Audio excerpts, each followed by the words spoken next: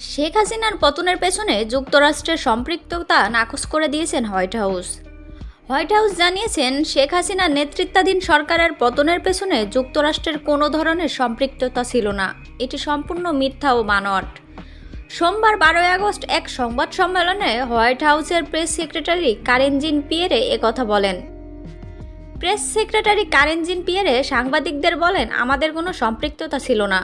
এসব ঘটনায় যুক্তরাষ্ট্র সরকার জড়িত ছিল এমন যে কোনো প্রতিবেদন বা গুজব কেবলই মিথ্যা, এটি সত্য নয়। তিনি বলেন, এটি বাংলাদেশের জনগণের নিজস্ব সিদ্ধান্ত এবং তারাই এই সিদ্ধান্ত নিয়েছেন। প্রেস সেক্রেটারি আরও বলেন, আমরা বিশ্বাস করি বাংলাদেশের জনগণেরই বাংলাদেশ সরকারের ভবিষ্যৎ নির্ধারণ করা উচিত এবং অবস্থানও তাই। তিনি আরও বলেন, এ ধরনের যে কোনো অভিযোগ এলে নিশ্চিতভাবে আমরা বলবো এটি একেবারেই সত্য নয়, যেমন আমি এখন বলছি।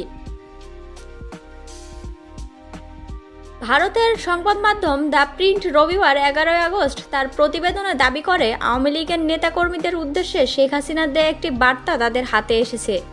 সেই বার্তায় তিনি বলেছেন, আমি যদি সেন্ট মার্টিন ও বঙ্গোপসাগর যুক্তরাষ্ট্রের হাতে ছেড়ে দিতাম তাহলে আমি ক্ষমতায় থাকতে পারতাম।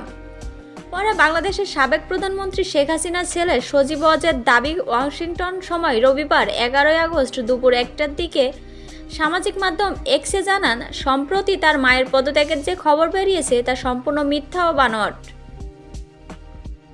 এক্স পোস্টে বলা হয়, সম্প্রতি একটি পত্রিকায় প্রকাশিত আমার মায়ের পদত্যাগের বিবৃতি সম্পূর্ণ মিথ্যা ও বানোয়াট। আমি তার কাছ থেকে নিশ্চিত হয়েছি যে তিনি ঢাকা ছাড়ার আগে বা পরে কোনো বক্তব্যই তিনি দেননি।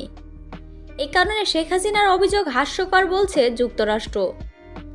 বাংলাদেশে ছাত্র জনতার গণ অভ্যুত্থানের পেছনে যুক্তরাষ্ট্রের যে ভূমিকা নেই তাই একেবারে শেখ হাসিনার ছেলের কথাবার্তায় পরিষ্কার হয়ে গেছে।